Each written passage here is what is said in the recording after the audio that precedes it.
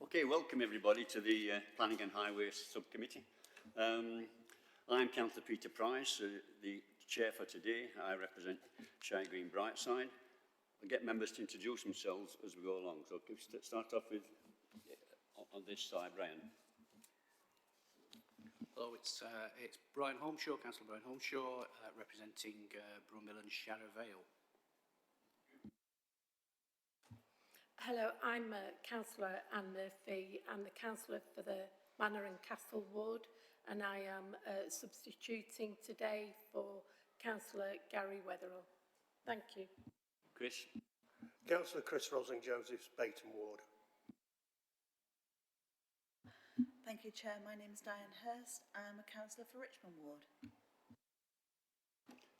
Tony Dams, I'm councillor for Southey ward. Zahira Naz, councillor for the Darnell ward. Roger Davison, and I'm councillor for Ecclesall ward. Councillor Bob McCann, councillor for Bayton ward. Councillor Andrew Sanger, councillor for Fulwood ward.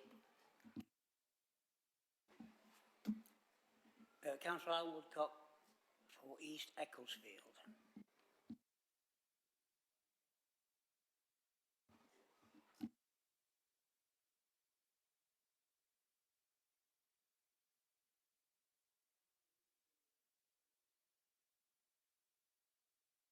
Okay. Right, have we any apologies for absence? Well, sorry, we have the housekeeping arrangements first. Thank you, Chair. To help keep everyone safe, please maintain social distancing at all times. Please wear a face covering at all times within the venue unless you have an exemption. It can be removed once seated, but you may wish to leave it on. Hand sanitizer is available for you to use. Please remain seated as much as possible during the meeting and do not congregate around exits and entrances. Please follow any signage which is provided, such as one-way systems, to help keep you safe. If you have any concerns or are unsure, please ask a member of staff. In the event of a fire alarm sounding, please take instruction from staff and stewards. The assembly point is at Tudor Square. Please can I request everyone to switch mobile devices to silent mode so as not to disturb the conduct of the meeting. The meeting today will be webcast and the recording will also be available for people to view later through the Council's website. Thank you. Thank you, Abby. Have we any apologies? Thank you, Chair. We've got apologies from Councillor Gary Wetherall, and his substitute is Councillor Anne Murphy, and we've also received apologies from Councillor Peter Garbett. Thank you. Any items for exclusion of public press? Don't think there are they? No. Okay. Any declaration of interest from members? No? Good, quiet. Minutes of the previous meeting, they have been circulated. Shall we just take them page by page in case we want to jump in? Anything on page 9?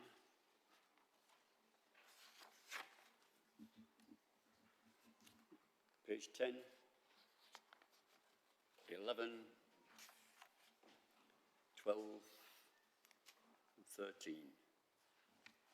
Happy with a true record? Okay. Right. Site visit. So we agree the normal arrangements. If we need to, we'll let members know. Right. Item 7 then, application of the various acts and regulations. Item 7A is the application for the land at the junction with Herries Road South and Penistone Road. I'm not going to read all this out, it's obviously before you, but it's erection of retail units, storage, garage, display units, tools. There's a whole list of things going to go on there, including improved Penistone Herries Road access, and landscaping, pedestrian access associated with the offside works. I think it's all there before you. Okay, can we have the introduction? Who's taking this one? Diane. Thanks. Thank you, Chair. Can you have the next slide, please, Jay? Thank you. The site comprises of a triangle of land bound by Penistone Road to the west, Herries Road to the north, and Herries Road south to the south. And most of the site is designated as a fringe industry and business area with a small wedge of open space in the northern corner. Next slide, please. Land to the north east and south is industrial in character. Land to the west, on the opposite side of Penistone Road, is occupied by terraced housing and Hillsborough Stadium. In this slide you can see views of the Penistone Road site frontage, looking north and south. You can just, you can just make out the existing cycle route along the footway with a number of obstacles and sort of signage along that route. The site itself is largely covered by hard standing, and there are 5 existing buildings, 4 of which are vacant. Next slide, please. There's some of the buildings. That's views into the site from Penistone Road. Next slide, please. This is a view of the Penistone Road and Herries Road South Junction, just at the sort of southwestern end of the site. Next slide, please. Views of the site frontage from Herries Road south, looking west and east. I think the only occupied building is along that site frontage. Thank you. This is a view of the junction of Herries Road and Herries Road south. Herries Road south is on the left of the screen. Next slide, please. This is another view of the same junction, looking along Herries Road towards Penistone Road. Thanks. This is a view looking east along Herries Road south, alongside the public footpath link to the south. You can just see the sign on the right-hand side of the screen there. Thank you. This is views of the Herries Road site frontage. At the edge of the open space I referenced, which is occupied by a small woodland of protected trees, can be seen in the photograph at the bottom of the screen. Thank you. And this is a view of the Penistone Road and the Herries Road junction. Thank you. There is a part open and part culverted watercourse running through the site. This is a view of the open watercourse within the woodland at the northern end of the site. Thank you. And another view of the open watercourse and the woodland. Thanks, Jay. And these are views of the southern edge of the woodland adjacent to the hard surfaced area. Thank you. Members will probably recall that planning permission was granted on this site in January last year for a mixed-use scheme of 3 retail units, including an Aldi food store, 8 storage and distribution units, 2 drive-through restaurants, and a vehicle repair unit. This resubmission makes changes to the layout as well as the number and mix of units. The number of units has reduced from 14 to 9, and the scheme now includes an Aldi food store, which is shown in light blue on the left of your screen. There is a gym adjacent to the food store in the sort of greeny blue colour there. There are 2 builders merchants, 2 storage and distribution units, 1 vehicle maintenance repair unit, and 2 drive-through restaurants along the Penistone Road frontage, and they're the ones in sort of pinky red at the bottom of the screen. Vehicle and pedestrian access can be gained from Penistone Road, Herries Road and Herries Road South, with additional pedestrian routes along the Penistone Road frontage. Next slide, please. You may recall that the shared pedestrian cycle route that runs along the site frontage, which we saw in the previous photographs, ranges in width and is hindered by 3 existing vehicle entrances and a number of other obstacles. As with the extant consent, the developer proposes to make improvements to this shared route, widening it to a more consistent 4 metres, resurfacing it, lighting and clearing out the obstacles.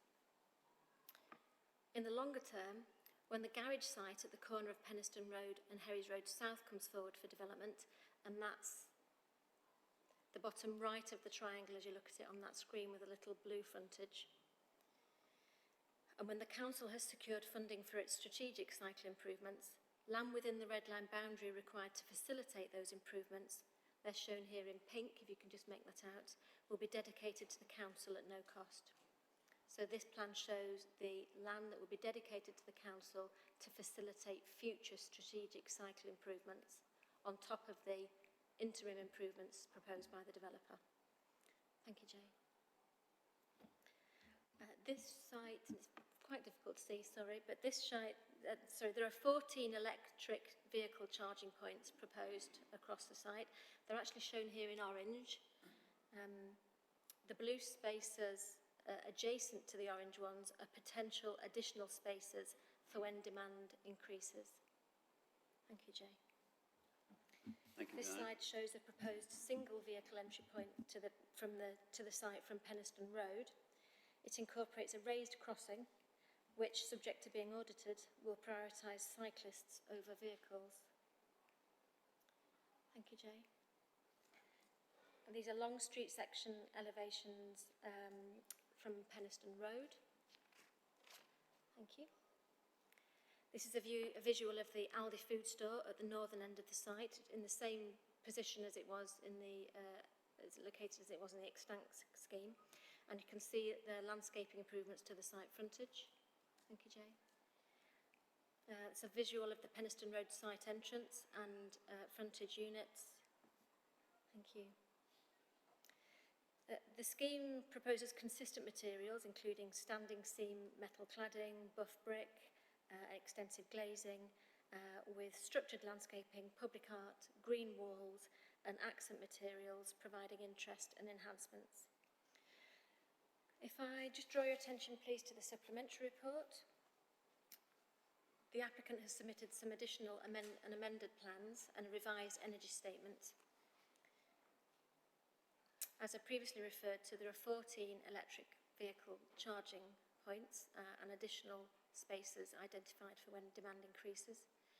The applicant has relocated the electric charging spaces closer to the building entrances, as was shown in that plan, though the number of points remains unchanged. The proposed amendments to the electrical vehicle layout has resulted in minor changes to the site layout, landscaping and boundary treatment plans. These amendments are very minor and don't affect the quality or content of the scheme. But conditions 2 and 25 have been revised accordingly. In addition, more detail was provided in relation to covered cycle parking facilities, and the wording of condition 19 has therefore been amended. And a revised energy statement was submitted describing minor changes to the combination of enhancements to the building's fabric and other proposals, and so condition 29 has been revised to reference that updated statement. Finally, I'd just like to remind members that a very similar scheme was approved last year, and that remains extant.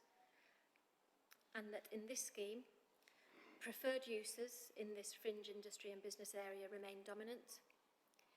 Impacts on nearby centres will be reduced as 2 of the 3 previously approved retail units have been removed. Highway impacts will be reduced as the number of units, overall floor space and number of car parking spaces is lower. A core principle of the revised MPPF remains a presumption in favour of sustainable development, and this scheme will bring an unsightly and largely vacant brownfield site back into use. The site sits in a prominent and highly accessible location. The scheme includes electric charging points and enhanced cycling facilities, with provisions to facilitate a council's strategic cycling infrastructure adjacent to the site in the future. It includes green walls, public recycling facilities, and on-site renewables and low-carbon energy, which should produce between 10 and 40% of each building's energy demands. It also includes proposals for the management of the protected woodland and ecological enhancements, including over 50 new extra heavy standard trees, native hedgerows, bird and bat boxes, wildlife habitats, and fencing for mammals to access the site. Thank you, Chair. Thank you, Diana. We have 2 speakers, one for and once again, so we invite the Simon Ogden, who is going to speak and explain his concerns about the proposals.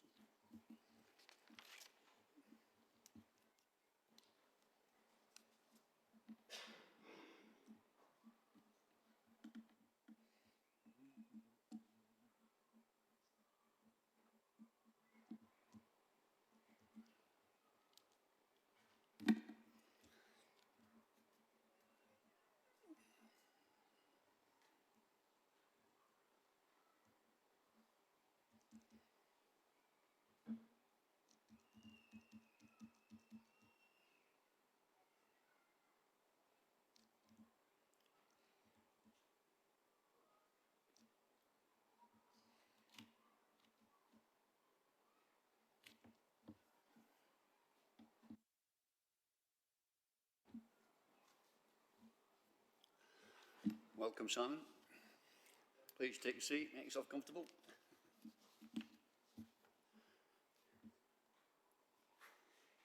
You've 5 minutes to give us your concerns. I'll give you a knock on when it gets about 15 seconds left. Okay, over to you. Thank you, Chair, and thank you for the opportunity to speak today. My name is Simon Ogden. I'm Chair of the Upperdon Trail Trust, and I'm speaking on behalf of that body and on behalf of Cycle Sheffield, and I think Sustrans as well.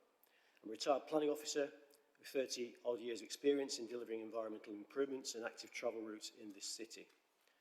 I'd start by saying that we do not, as objectors, seek to prevent the redevelopment of this long vacant and derelict site, only to ensure that the development contributes appropriately and proportionately to the promotion of sustainable travel and public safety and amenity, particularly in light of the current national and local efforts to seriously promote active travel. As you'll be aware, the site occupies a lengthy frontage onto Penistone Road, which is already a key radial cycle route and part of the National Cycle Network, as well as forming part of the Upperdon Trail at this point.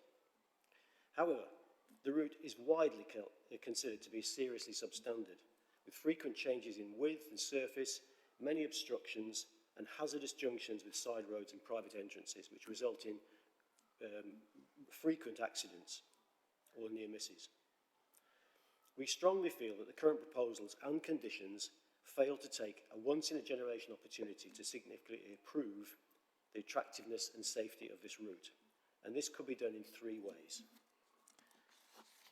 Firstly, the Penistone Road cycleway should be widened and segregated along the entire frontage of the site to a consistent, ideally 5, but otherwise 4 metres along the whole frontage. The actual plans submitted with this application have not actually changed since the previous application, and those submitted originally, and it's very unclear exactly what is being conditioned on this. Condition 10.3 requires a, quote, provision where possible of a 4-metre clear shared cycle footway along Penistone Road frontage, all surfaced, and 10.5, accommodation works to street furniture and statutory undertakers' equipment, including street lighting columns, moving into the rear of the new footpath cycleway. But where possible, rider is very vague and offers the clear opportunity for evasion. 4 metres shared is also a substandard provision when 5 metres could have been largely achieved. The widening of the narrowest section at the north end of the site is once again apparently ruled out because of possible loss of small number of edge trees in the very degraded and unmaintained self-set woodland. These are mainly sycamores and ground elders, by the way. The trees which will be lost are poor specimens, and their loss would not significantly affect the integrity of the woodland, which, by the way, desperately needs some thinning and management anyway. A partial provision of cycleway shown on the Penistone Road frontage, but the plan SCP 1845 F15 states this will only be provided, quote, when the council is in a position to upgrade the off-cycle facilities. Therefore, it's leaving it for the council to do, not the developer, it appears. Incidentally, the design and access statement that accompanies the application fails to mention cycling at all, except for cycle parking within the development itself, and appears to pay no attention to the altered circumstances and government policy of the last 18 months. Second point, securing a controlled crossing of Herries Road South at the southern end of the improved cycle footway. This is an extremely hazardous crossing for walkers and cyclists. It has been commented in the report that this improvement will be disproportionate to be demanded from the development. We disagree. It has been commented that it's not possible to achieve an LTN 120 compliant crossing here. That's the national guidance. But controlled crossings on other parts of the route, e.g. at Hillfoot Bridge, on the same route, have been installed with much narrower dimensions. The footways here are 4.5 metres wide. That's wider than the finished cycle footway that's proposed. This is an important cycle route which the council is already promoting. It looks like the excellent being made the enemy of the good. Third point, there is little or nothing to suggest that the historic Ward's End mill race, which runs through the site, as has been pointed out, is to be properly restored or opened for public amenity or consistently managed. This is a watercourse which is between 200 and 300 years old. It's in an appalling state, but it could be a delightful wildlife habitat, woodland and public amenity. We would ask simply for much stronger and more robust and explicit conditions to secure definite improvement, public access and long-term maintenance. And by the way, I'm fairly certain that if that was achieved, the Upper Don Trust would be happy to be volunteers in part of that ongoing stewardship. Previously, in our objection, we had asked for a similar cycle footway along the Herries Road North frontage of the site. However, as now plans for the Upper Don Trail to go from Ward's End to Herries Road have changed, we're not pressing that one, and we're happy for that to be left as a highway improvement line, as is proposed on the plan I've mentioned. So those are our 3 points. Secure a consistent widening of the cycle footway along Penistone Road, now at the cost of the developer, including the land with the scrappy trees on. Secure a controlled crossing of Herries Road South, which is desperately needed, and clear and binding conditions to make sure that the watercourse and the woodland is going to be maintained and publicly accessible. Thank you. Thanks, Simon.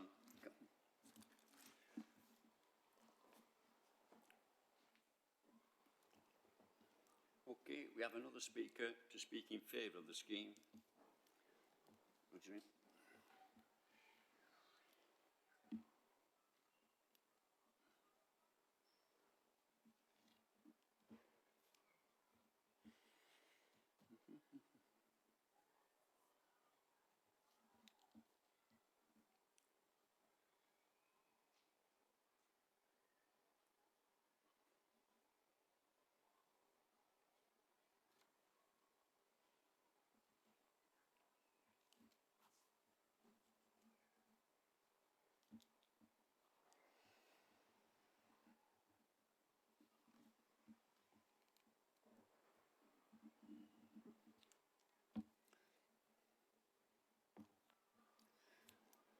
Lydia, welcome to the planning committee.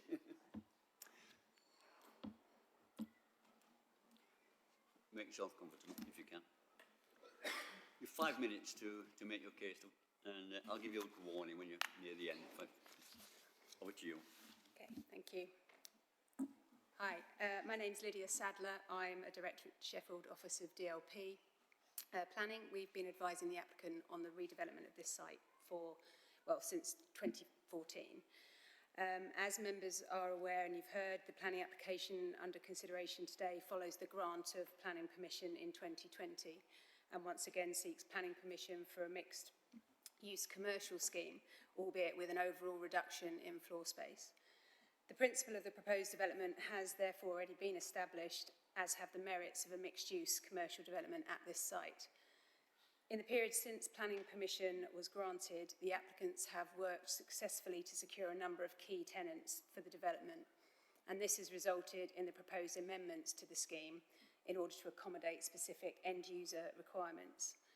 To date, the applicant has secured pre-lets for the following tenants: Aldi food stores, as you've heard, who are going into Unit 1, Firehouse Fitness Gym in Unit 2, Costa Coffee are in one of the frontage units.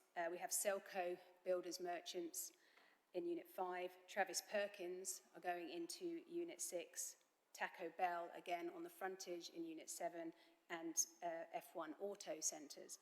So only 2 of the proposed units remain unlet at this time. As set out above, the revisions to the scheme have been driven by occupier requirements, and the introduction of a gym and the builders merchants has broadened the range of services to be provided on the site. Overall, the revised scheme represents a floor space reduction of around 2,000 square metres, and as you've heard, the number of units reduces from 14 to 9. During the course of the previous application, it was clear that the key areas for consideration were related to retail policy and highways issues.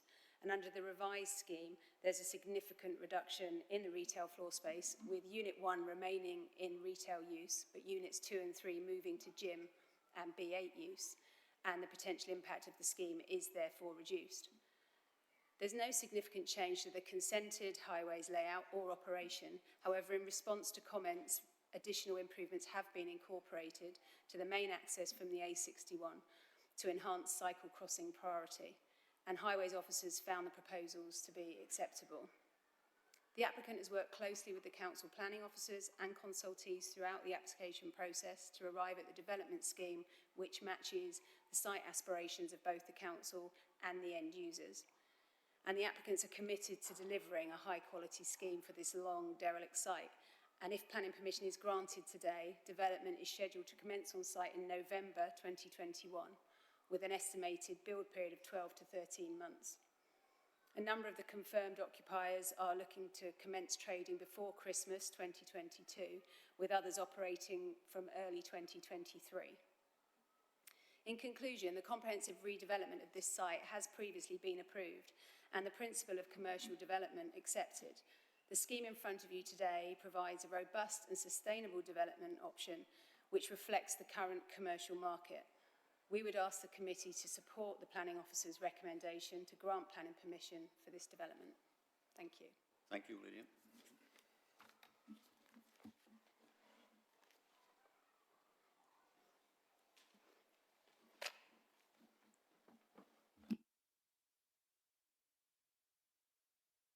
Okay, Diana, do you want to come back? Thank you, Chair.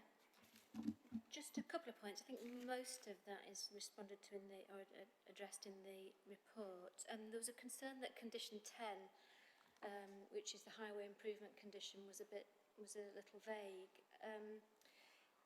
What the applicant will provide is that 4 metre wide shared cycle footway along the Penistone Road frontage, and that includes resurfacing, removal of all existing obstacles, the removal of the 2 additional site entrances, lighting, etc. The reference to where possible is a reference to the protected woodland at the northern end of the site, where it may not be possible to achieve 4 metres at this moment in time. And there's also a structural issue or a sort of practical issue in relation to the bridge that goes over the watercourse, which again may slightly narrow that route. So, but in the longer term, as I said, there are provisions to facilitate a future council scheme when wider strategic improvements come forward. And at that point, there is a condition, and the developer has agreed to set aside that land, to dedicate that land to the council, so they can produce the strategic route in accordance with the latest government guidance. It remains the case, as it did with the last application, that requiring the developer to provide strategic cycling routes and the crossings to facilitate them would be disproportionate to the extent and cost of, disproportionate in extent and cost to the impact of the proposed development. It is unlikely the development itself to attract significant amounts of cycling traffic. The cycle routes referred to go past the site, and while improvements are being proposed, it's not the developer's responsibility to provide strategic cycle routes, and so they can't be justified. It's also the case that isolated improvements, such as an isolated crossing or a short length of cycleway that's not part of a wider strategic route, can raise significant safety concerns, and that's a view upheld by the guidance referred to by Mr. Ogden, the transport note LTN 120. And that simply provides guidance to local authorities on delivering high quality cycle infrastructure as part of a coordinated strategy. In terms of the watercourse, as I showed you on the photographs and the plan, that is partly open at the north end of the site through the woodland, where it will be managed, and it is partly culverted where the development will take place. There's no requirement for public access to the woodland, but that watercourse will be managed in accordance with the ecological proposals put forward. There's no requirement for the developer to open the culverted section, and indeed would have a huge impact on the proposed scheme and the extant scheme already approved. I think that's it. Thank you, Chair. Thank you. Questions from members? Yes.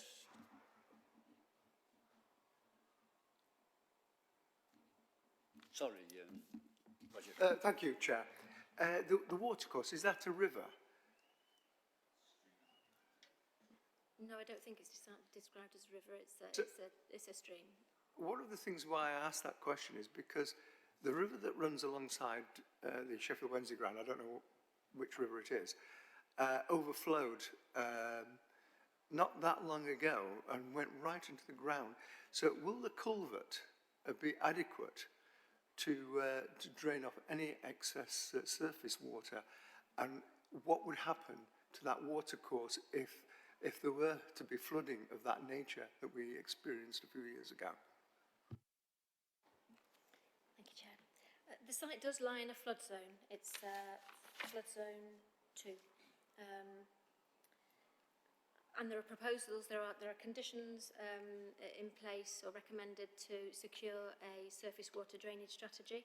The proposed uses are all classed as less vulnerable, and mitigation is proposed in the form of raised floor levels and a flood warning plan. It has been agreed with the LLFA and Yorkshire Water that the surface water will drain to the watercourse, and there'll be it will go via an attenuation tank and just bear with me, yep, and flow control devices, and they are looking at a 30% reduction or seeking a 30% reduction in outflow of surface water. So it is a flood zone. It's possible that the site may flood in sort of extreme events, but there are proposals in place to manage that. A lot of the site will remain as open, hard surfacing. There'll be additional landscaping that isn't there at the moment. There'll be attenuation tanks, and there'll be flow control devices. One more question, please, Chair. The recycling bins, which are excellent, who controls those? Or who manages that? I imagine there will be an on-site management team to manage all facilities on site, including the recycling facilities, electric charging facilities, landscaping, etc. Okay, anybody else? Can I just ask one? The bit of land that's going to be given to us on the corner, are they going to knock that ugly garage down first? The garage isn't within the site boundary. It's not. No. But if it. The bits that will be dedicated to us are actually on the periphery of the site. They're very thin slithers on the periphery of the site that would allow a wider cycle route to be installed if and when the council decides to put through a sort of improved strategic route. So does the garage stay there? For now, yes. Okay, anybody, any comments? Yes, Dana. Thank you, Chair. Yes, I do welcome this scheme. It brings back into use a brownfield site, and given the revised energy statement and the provision of electric vehicle charging points and the laying aside of land to improve the cycle path in the fullness of time, it does seem to be that this is a forward-thinking developer, and I wish them every success with the scheme. Thank you. Thank you. Anybody else? Can I add to that? I think it's been an ugly site for many, many years, and at least it's now going to look much more attractive, and it's been long overdue, I think. But anyway, sorry, I'd missed somebody off. That's fine, Peter. I wanted a few more answers to questions that Simon has raised, so we can kind of pin down some of those, if that's possible. Thank you, Dinah. So one thing that Simon mentioned in his submission there was in connection with the width of the cycle route, and that what I'm failing to understand is why that cannot be widened at this point. Why not go for a 5 metre wide section when you're already doing a 4 metre section?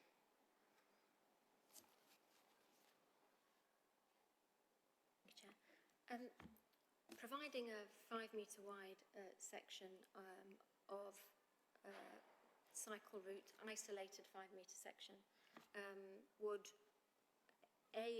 result in changes to the layout of the car park and the development. It would potentially raise safety concerns because we'll be looking at a very isolated, high-spec section of cycling infrastructure, which most people agree is, in highway safety terms, can lull people into a false sense of security, and that really, and the government guidance suggests this as well, that it should be provided in accordance, along with as part of a strategic wider route. The other thing is just proportionality. I mean, you know, this scheme may attract some people on cycles, and they are providing 48 cycle parking spaces and improvements to that cycle route along the site frontage to allow people into the site. But it's not the role of the developer to provide strategic cycle route facilities. That's the role of the local authority, and you know, will come forward at that time. And the other thing is a practical concern that at this moment in time, it's not possible to provide a full 5 metre wide route because of the TPO'd woodland and because of the bridge over the watercourse. So at a later stage, when there is a strategic cycle route planned, the bridge and the woodland will have to be amended in some way, and again at significant cost, particularly in terms of the bridge. So again, it's not for the developer to provide those changes. Councillor Dams. The eyesore that Peter refers to, are there any plans for what's going to happen to that? If I've missed it in the report, I apologise. You mean the Charlie Brown's garage? Yep. That's in use and doesn't form part of the site. But when that comes forward, I think there's a long lease. When that comes forward, that will hopefully be integrated into the development. Anybody else? Yes, come on, man. I just wanted to follow up on a couple more of what Simon was saying earlier, or certainly one of them.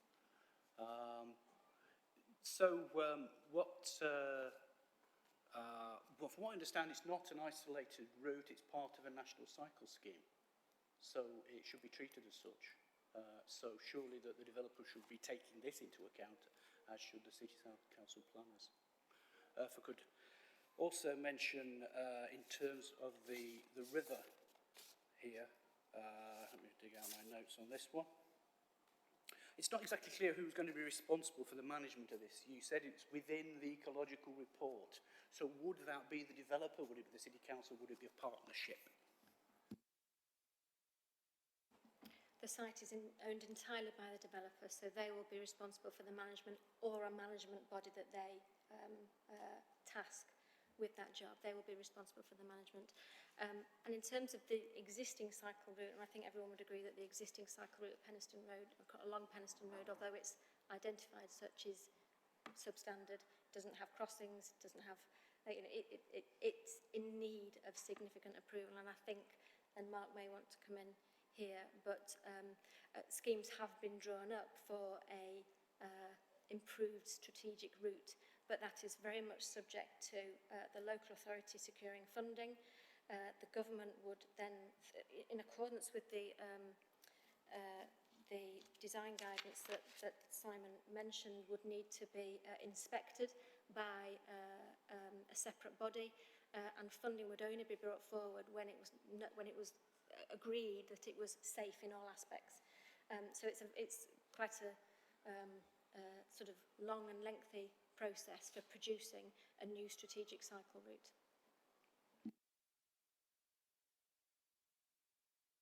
Did you mention about the watercourse? I must have just missed that. Sorry, apologies. I think I said that previously. It will be the developer will be responsible. They own the site. Yeah. Yeah. Thank you, Dinah. Okay. How many members ready to vote? Nobody else is putting hand up. Okay, I'll take it, work my way around on whether in favour of the application. First one is Councillor Holmeshaw. This is for voting. I'm Please, assuming, yes, this is for voting. Yeah. I'm rather unhappy about the cycle route being counted out at this point, so I'm going to abstain on this vote. Okay. Councillor Hurst? Yeah, I'm going to vote for. I'm, like my colleague said earlier, really pleased that this site is going to be developed on and is going to be brought back into public use. Thank you. Councillor Osden Joseph? For the application, Chair.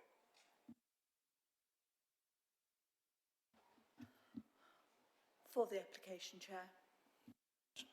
For the application, Chair. For the application, Chair.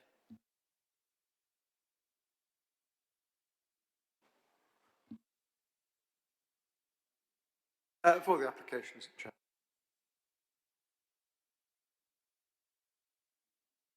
For the application, Chair. For the application, Chair. For the application, Chair. For the application, Chair.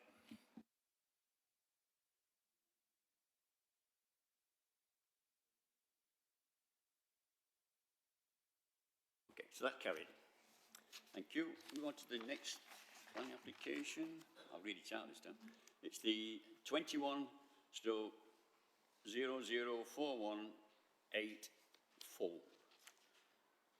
This is the Production 8 Stratton Road, Sheffield S11 8UQ. Okay. Introduce it, please. Chris. Thank you, Chair. This is an application for a change of use of a former coach house property or outbuilding to number 190 Salter Lane. It's actually located on Stretton Road. A two-storey outbuilding with, well, the building in its own right now, it's been the relationship's been severed, with an adjacent courtyard. Stretton Road's quite a steeply sloping road immediately off Salter Lane. It's currently vacant, having previously been used as an office for various businesses in recent years. This application is to use the building, or for use of the building by Kids Arts Academy, who provide after school and school holiday period creative learning for children, mainly through art, occasionally with cooking, music as an addition, but primarily art-based learning. They would operate the building from Monday to Friday between the hours of 3 o'clock and 6 o'clock, effectively as an after-school club for use by adjacent schools, but not directly sort of linked to them in that respect, not operated by either of the local schools. They would also provide school holiday provision between the hours of 8:15 and 6:15, Monday to Friday. There'd be 4 staff involved, or up to 4 staff, and up to 16 to 18 children at any one time. Jay, do you mind moving the slides on a little, please? The next one, yeah. So that's that's looking at the building taken from almost at the junction with Salter Lane. You can see the building to the left, which is partially obscured by the tree, is number 190 Salter Lane. That's the nearest residential property. The next slide is a further image showing that relationship. Again, the property to the left, it almost looks attached in this image, is number 190 Salter Lane. The building with in the foreground is the application building, and the wall, stone wall to the left there with a gated entrance. Behind there is the courtyard area. The next image is a shot looking back up the hill, and what you'll see there, and on the other images, is a degree of on-street car parking. The follows a series of images which show, unfortunately taken quite close, so it's difficult to get an impression of what they represent, but the one on the left are the steps which lead down the side of number 190 which is the nearest residential property. The stone wall you can see at the top of that image is the side elevation of the proposed building. Not the proposed building, the proposed Arts Academy. And over the wall, to the right there, is the courtyard. That is an image looking, the one on the right is looking from the driveway. The parked vehicle there is the vehicle belonging to the house at number 190. And you can see the relationship again there between the building at on Stretton Road and number 190. The next image is showing the passage down the back of the proposed building. So between the fence line and the building, there's a narrow passage which can be used. The main intention, as I understand it from the applicant, would be to use the side gate to gain access to the courtyard, but it would also be possible to gain it from there. The next image is showing, sorry, I'm testing my eyes at this range. It is showing the courtyard area and the relationship. The fence line on the right shows again the dividing point between the garden of number 190 and the application property. And it's worth noting there the position of the windows relative to number 190. The upper floor windows are proposed to be obscure glazed as part of this proposal. The next image is again more images showing the relation. That's looking back from the rear entrance to the application property towards the house of the adjacent neighbour. And what you can see there is a door which obviously leads almost into the space of the courtyard that would be part of the application site and where outdoor learning would take place. The next slide are just more images essentially of the courtyard area. I'm not sure how many more there are. Right, okay, they're internal images. You can see there that it's just largely an open floor, and there would be a toilet on the ground floor and a small kitchen facility too on the upper floor. That is just a location plan. The next slide shows the relationship between the two buildings in plan form and identifies the red line boundary of the site. So you can see there that number 190 is top left. Its garden is immediately to the right of that. Number 6 Stretton Road is on the other side of the application site, and it's almost a sort of a constant doglegging northern boundary, or should I say boundary at the top of the page of the red line. So you can see there that it runs along the top of the shed, steps across the shared access point, and then follows the line of that fence. So, as I say, they used to be part of the same demise but many years ago that was changed. But you can see how close that relationship is. So, I described the use previously. It is an acceptable use in a housing area. In principle, it is a housing area and within the Nether Edge Conservation Area, but there are no physical alterations to the building, so there's no impact on the conservation area. So in terms of the unitary development plan, it is within a housing area and this kind of use is acceptable in principle. However, we feel that the relationship between the two properties, particularly the close proximity to number 190 of the courtyard area, and no ability to attenuate noise in a reasonable manner. We feel that the amount of activity with young children aged between 4 and 14 within that space, with teachers, so to speak, would be too significant an impact on the reasonable enjoyment of number 190.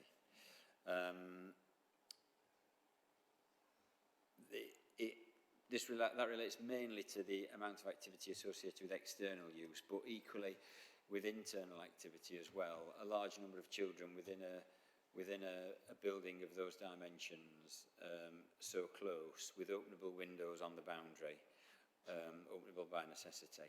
We feel that, again, that would be too much of an imposition on number 190, and noise from inside could also potentially affect number 6. So we just simply feel it's the wrong location and building for this particular use. There is a second reason for refusal that we're recommending, which is around access to the building, accessibility. It has stepped access off from Stretton Road, and particularly at the rear. There is a potential alternative for a more level access from the entrance in the side door, but again, the main entrance to the building is stepped, and we don't feel that that's acceptable for what is effectively a public use of the building. There are many representations, as members will have noticed, both in support and in objection. A lot of the representations refer to parking and traffic concerns, which are definitely acknowledged in this location. It's a heavily parked street. There's no off-street car parking. There will be a degree of drop-off and pick-up associated with it. However, it's in a sustainable location. It will serve local schools where the applicant has, on other occasions, for their existing property, operated a walking bus. It will be limited to drop off and pick up, so that will be for a short period of time, and we don't envisage it will generate a significant parking demand for long periods in that context. Therefore, we haven't referenced a highways recommendation for refusal, Chair, but the recommendation is to refuse for the 2 previous reasons. Thanks, Chris. We have one speaker who's going to also speak against, Gillian Addy.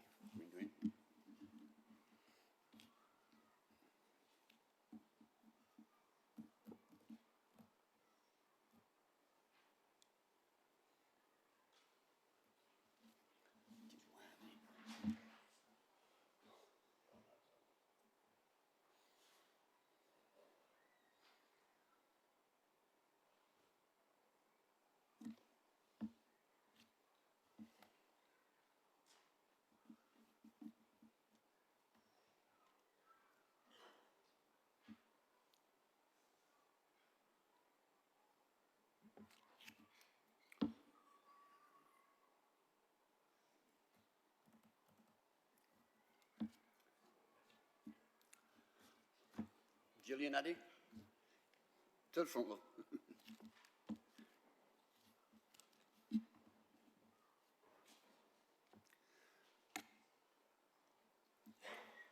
Welcome to the Planning and Highways Committee. You wish to speak against the current application. You've got 5 minutes, and I'll give you a little reminder when we get near the end. Okay, well, my name's Gillian Addy. I live at 190 Salter Lane. Thank you for giving me the opportunity to speak about this. There are objections on a number of grounds, and I'm here not only representing myself, but also a number of other residents who've raised objections. The objections are on many fronts, really. The building itself, the planning officer has gone through in great detail about the proximity to my house and the effect that that might have. What he didn't mention is that all the windows are single glazed, so there's no barrier to noise there, and it's very poorly ventilated. The previous occupants have got ventilation in warm weather by having the back door open and the door to the hayloft open in order to get a through draft. But that simply isn't going to be practical with children there, so I'm not quite sure how they'll deal with the ventilation issues. The outside space is uneven, it's multi-level. The stairs, as you'll have seen, are unguarded, they have no handrails, and there's a series of unguarded drops. There is no additional fencing proposed because it simply isn't practical to do that. So you can't actually separate my garden from the space they're proposing to use outside. And, you know, teachers can't have eyes everywhere. It's quite possible that they could wander not only into Mire Garden, but up the side of the house, which would lead them into Salter Lane, which is a busy main road, which would be very dangerous. The space that they're proposing to use is only 24 square metres. I measured it this morning, and for that to accommodate 24 people would be a very tight fit, and it's hard to imagine that it wouldn't create a lot of noise. I know the applicant has said that the small size of the club would mean that there wasn't a lot of noise, but I don't actually see 22 people in that small place as being a small size. And you have to bear in mind it's a holiday club. Children are there to enjoy themselves. They're not operating under exam conditions. In terms of the traffic impact, I understand the highways position, but you actually need to live there to understand why this proposal is so difficult. You have, on the corners of Salter Lane, the Constant Grant School and the nursery school, both of whom pick up at the same time and drop off at the same time as the applicant is proposing the close of the day. That brings between 30 and 40 additional cars into this very small area. Add in another 15 and you can see we've got a major problem. Because people are only picking up and dropping off, they seem to think it's okay to park across driveways, on corners, double park in Stretton Road, and it's simply very, very difficult, and there have been a number of accidents. They're probably not all recorded because a lot of them are just bumps rather than causing closure of the road. But there have been an awful lot of accidents in that area. And there's a lot of testimony from local people about their concerns about traffic safety, and there is a petition for a crossing at that place. The amenity itself has been operating successfully for many years. The applicants actively generated a lot of very positive support from friends, colleagues, neighbours, users past and present, and past employees. Noticeably none from local people who see the benefits of the facility as outweighed by the detriment to the area. I don't doubt that it's an excellent facility, but to suggest that you'd be depriving people of access to that facility if this application isn't approved is misleading. The enterprise has been operating successfully from Bannercross Church, which is a very short distance from 8 Stretton Road. It's much larger premises. It's got a large outside space. It's not near to residential property, and in short, it's a far more suitable venue than 8 Stretton Road is. Nobody, I think, is disputing the value of the facility, but the issue on the minds of local people is simply that 8 Stretton Road is not the right place for it to form its permanent venue, and we'd ask the planning committee to take account of the views and their opposition of local residents when reaching their decision. Thank you. Thank you for that.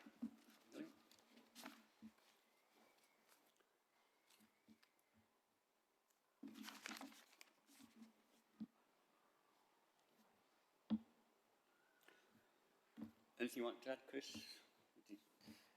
I don't think so particularly, Chair, because a lot of what Gillian said reflected what we've put in the report and my brief introduction. I think the only thing I would say is in terms of separating the activities and actually preventing children from accessing the neighbouring garden, I think if we were looking at approving that, we would have looked at a way of securing that in some way, shape or form with a form of gate or barrier and a sort of a method statement, if you like, from the applicant as to how that might be secured. But we haven't given the direction of the recommendation. But other than that, I don't think there's anything I can helpfully add. Okay, thanks. Any members' questions? Any? Yes, Andrew. Thanks, Chair. I mean, I certainly found the site visit useful in terms of the relationship between 8 Stretton Road and 190 Salter Lane, and I think that's the key to this. But I do just want to pursue the issue of highways, because I tend to share Councillor Argentio's concerns in terms of the increased parking. So I mean, the officers say it's about there has to be an unacceptable impact on highway safety. So is the reason it's not unacceptable? Is the scale of it? Is it because you're convinced that the walking bus from Clifford School or Hunters Bar School will be effective in terms of reducing the amount of traffic, or is it just that 18 children and 3 members of staff doesn't generate sufficient amount of traffic for it to be a substantial impact? Chair, I think it's a combination of things.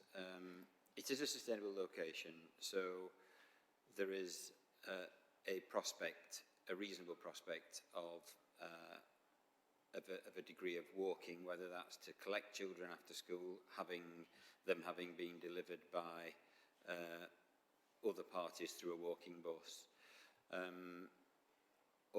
So there's that issue. It's a sustainable location and the ability for... We're not reliant on the walking bus, I don't think, because we haven't delved into how that would operate. Again, we could condition that if that was something we were looking to approve, and we could reach an agreement on that if necessary.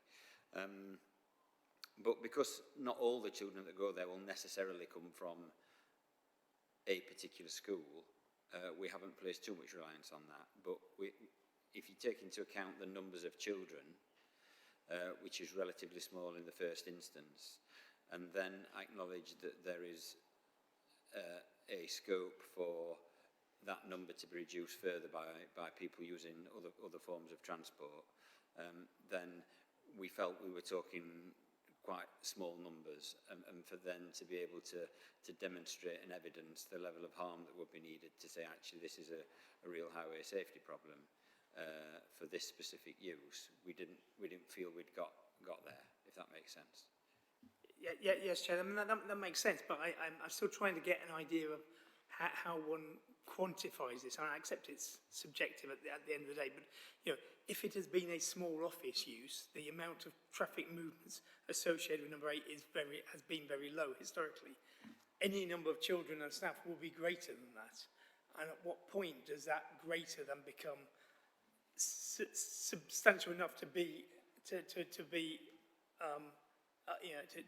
move towards being a reason for refusal? Are you saying that it's significant? It would require significantly more people than 18 children and 3 members of staff? Is it just that number is so small compared with just 1 or 2 car movements as an office? Yes, Chair, there is no kind of magic number in terms of an answer. It is just about that kind of quantum. It's a judgment based on the likelihood of all people coming by car at the same time, if you like, which is highly unlikely, and no use of other forms of transport, and we just don't feel that volume is sufficient to demonstrate the level of harm. Quite what that number would be, I don't know. If we were talking a facility that's 50 people or something, then obviously that's quite a lot more, and a lot more potential for harm. I don't know if Mark's got anything you might want to add. Mark, to that. I can chip in, Chair. Yeah. I think if it was in a location other than where it is, there would be real strong highway concerns about on-street parking and congestion and safety concerns.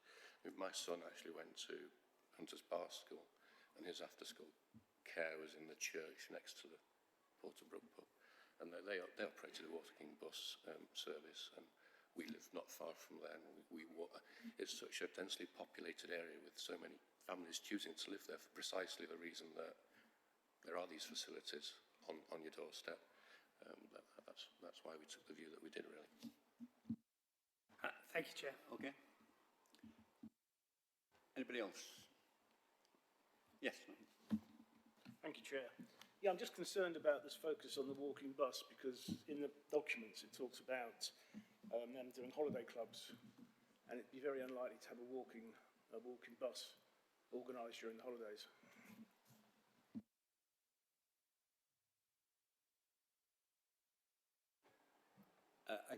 Again, Chad,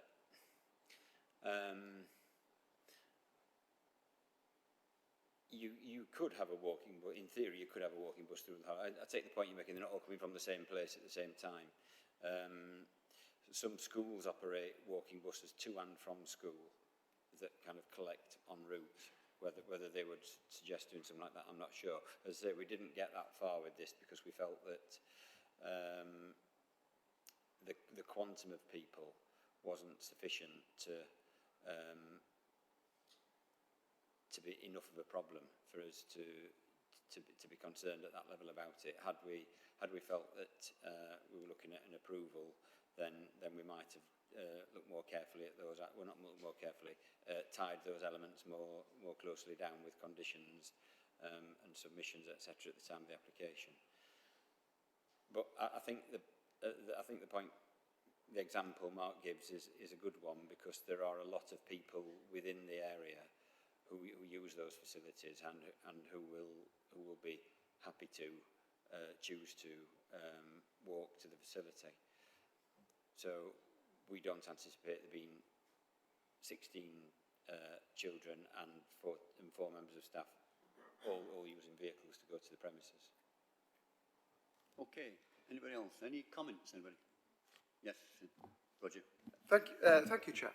I think this is one of the places that was useful for a visit, because good though the photographs were, you didn't get the full perspective of what was happening in the area. So I do plead with those who don't tend to come to site visits to try and make an effort in these cases. I think it's a nice building. It's totally unsuitable for that particular purpose. I hope that the owners will find some better use or more, some use that will be more suitable for that building. Thank you, Chair. So I'm voting against. Well, I'm voting for the recommendation. Anybody else want to speak? Yes, Andrew. Thanks, Chair. I mean, I'll be supporting the officer's recommendation to refuse. I mean, as Councillor Davidson just said, I mean, site visit was really useful. It was really important to see the relationship with 190, and we got a much better view of that by going inside and seeing the shared space. And I just think the noise and the loss of privacy would just be too great for this particular use of that building. I mean, as I say, I wish the Kids Art Academy well, and I hope they can find a more suitable premise, but I just don't think it's the right premise. I don't think this is the right site, so I will be supporting the officer's recommendation with the same 2 reasons for refusal as in the report. Thank you, Chair. Thank you, Andrew. Anybody else? Yes, Dan. Yes, thank you, Chair. I just really had to more or less say what Andy's just said. I think officers have been very sensitive towards the use and the circumstances of the building, the relationship of the building to its neighbours, and I will be supporting the officer's recommendation for those reasons. The use of this building for an after-school club, charming building though it is, it would be unsuitable, and particularly with regards to the disabled access, so I will be supporting the officer's recommendation. Brian? Yes, I'm very pleased that the officers came to this decision, having made the site visit. What I'm most swayed by is actually the lack of privacy that it would create, I think, from what others have said as well. Yes, that seems to be the thing for me. I'm a bit surprised that Herries haven't followed up on the issue of the petition that came forward for a crossing in the area. So that was one thing that perhaps could have been pushed a bit further. But really pleased the officers came up with this, and I shall be supporting the officers on this. Thank you. Anybody else to speak? Ready to vote then? Your recommendation is to refuse. Work round. Councillor Umshaw? I shall be supporting the officers on this recommendation. Thank you. Thank you. Sorry. Dan, yeah. I'll also be supporting the officers on their recommendation to refuse. Thank you. Rosalind Joseph? Support the officer recommendation, Chair. For the officer recommendation, Chair. Support the officer's recommendation, Chair. Say Naz. Support the officer recommendations, Chair. Roger David. Support the officer's recommendation, Chair. Support the officer's recommendation, Chair. Support the officer's recommendation to refuse, Chair. Support the officer's recommendation to refuse, Chair. Yeah, I support the officer's recommendation. Okay. Right. The next application is 21/2304 for full. It's 56 Huntington Crescent, page 81 to 86. Chris?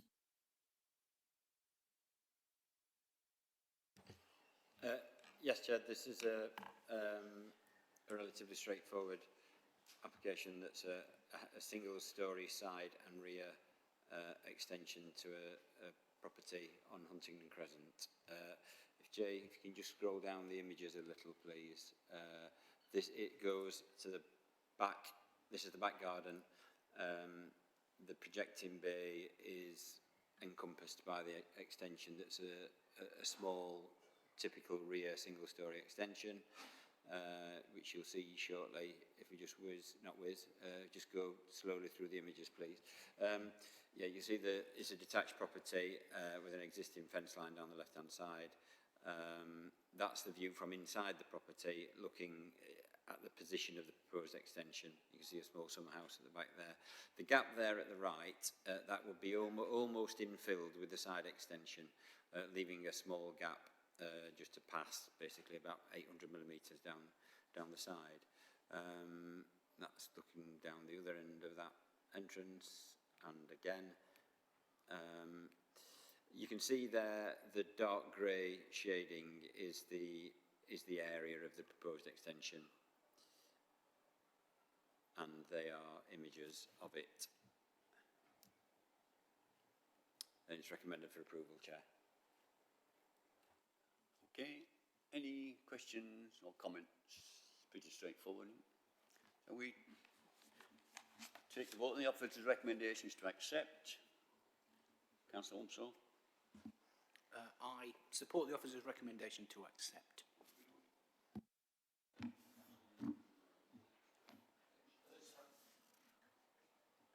For the officer recommendation, Chair.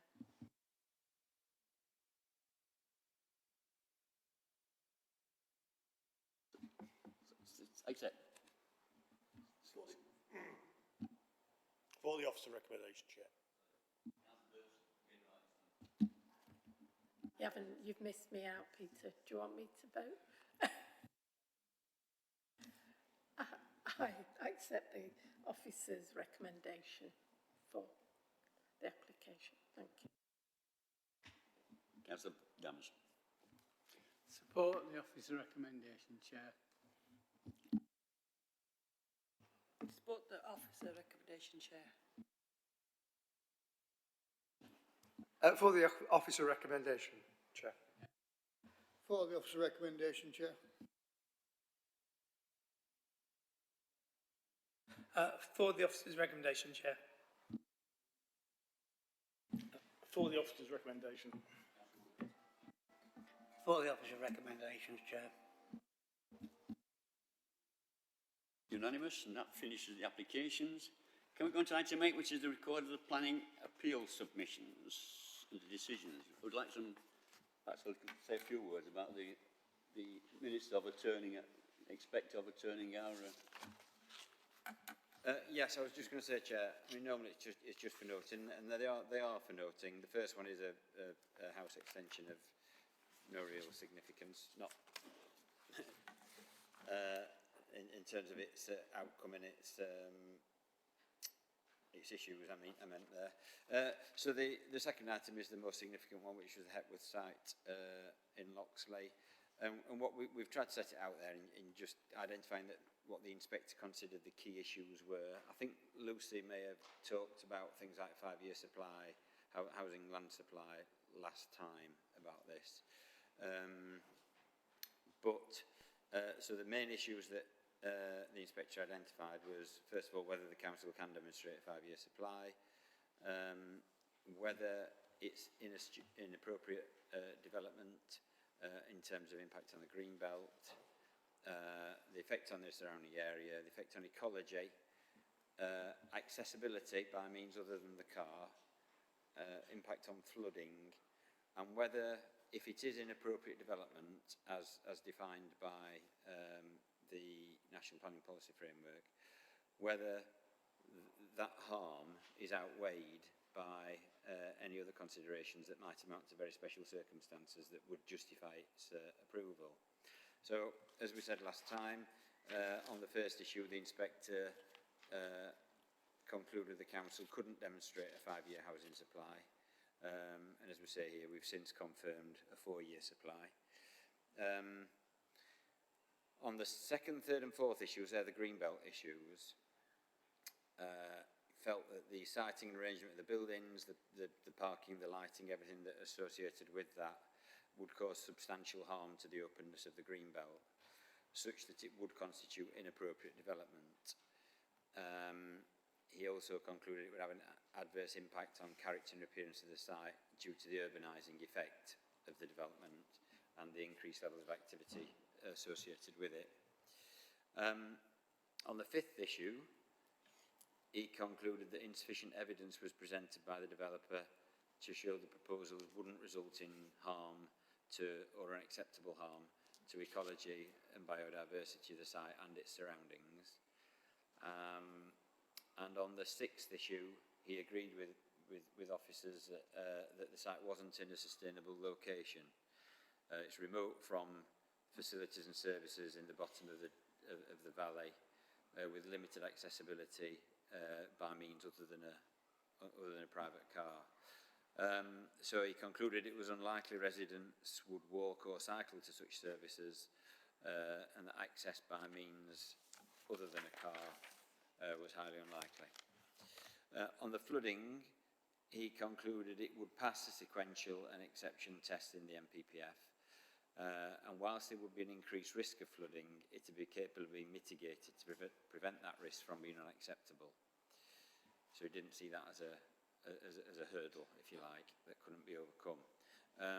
So in conclusion, the absence of a 5-year supply, in the absence of the 5-year supply, the policies that were most important for determining that application within our plan were considered out of date, and in such circumstances the MPPF dictates that permission should be granted unless the application of policies in the framework that protect areas or assets of particular importance, and that would include the green belt, provides a clear reason for refusing the development. So in this case, the conflict the inspector found with the green belt policies in the MPPF did provide a clear reason for refusing the development, and he found it would fail to accord with the development plan and policies in the MPPF as a whole, and as such would not represent sustainable development, and that the appeal should be dismissed. So there's quite a lot there, Chair. A lot of it not necessarily central to the issue, but the important thing is, had this not been a greenbelt site, then potentially the outcome might have been different, because the greenbelt issue was that which outweighed the presumption in favour of development that results from the situation of not having a 5-year supply. Can I just ask, haven't they only recently upped that figure that we have to comply? And the second thing, is it a third of our city in the Peak Park Planning Board decisions? And therefore, are they taking into account all the houses that sit in the Peak Park Planning when they make these estimates? Part of Sheffield, which is under them. Are we providing twice? Or the Peak Park Planning Board expected to provide homes as well? The area that's considered is the local planning authority plan area. So that's the number of residents living in that plan. So it's not 500,000; it'd be much less. Yeah. So it wouldn't include the Peak Park. The Peak Park, any Sheffield residents within the Peak Park will be included within the Peak Park calculations. That's my understanding. In terms of has the figure recently been increased, yes, for the largest 20 areas of the country, the government introduced in June or July in the summer a 35% uplift in supply, and that has had a significant impact in this case. I mean, it's a bit unfair on the inspectorate to include that one. We haven't had time, really, to find room for the rest of them. There's always a kind of a guillotine moment when something like that is brought into play. So, yes, it's something that... and authorities are the government don't just introduce it overnight. An announcement was made just prior to Christmas, I think. So there was a short period where authorities could begin to get used to the idea at least. Anybody else? Any comments on it? Receive that report? Thank you. Oh, sorry, Andrew. Chair, sorry, I thought you were just talking about Loxley Valley. Sorry, so just in terms of item 6, I mean, clearly, Old Mayfield School, we're having a number of applications over the years. So what's the timescale for the enforcement appeal for the inspector to make a decision on that?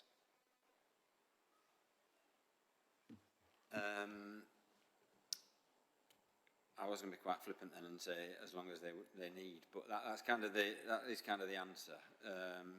I think this is an enforcement appeal, isn't it, which I've not had much recent experience of in terms of timescales, but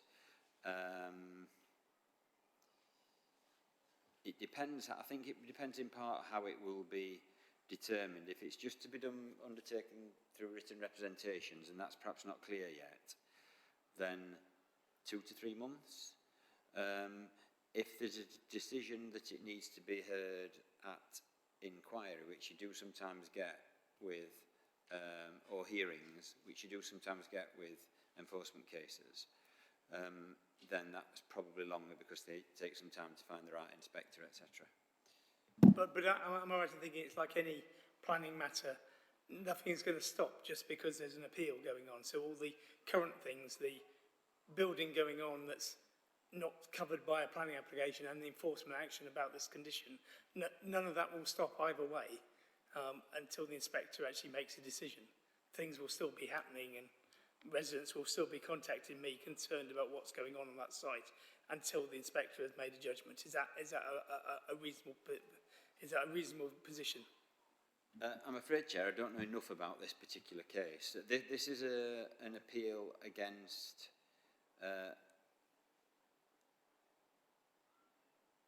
unauthorised execution of operational development, which suggests that developments commenced before an approval has been given of some kind, and failure to carry out requirements of condition 4, and I don't know what the condition 4 was. If there are other things happening on site that don't relate specifically to those matters, then that's potentially a separate enforcement inquiry on its own and could have its own course of events. Okay, thank you. I'm just, alerting you to the fact that it's an ongoing issue. Thanks, Chair. Anybody else see that report? Okay. Item 9 is the date of next meeting, 28th of September. See you all then. Thank you all for your attendance. What about that?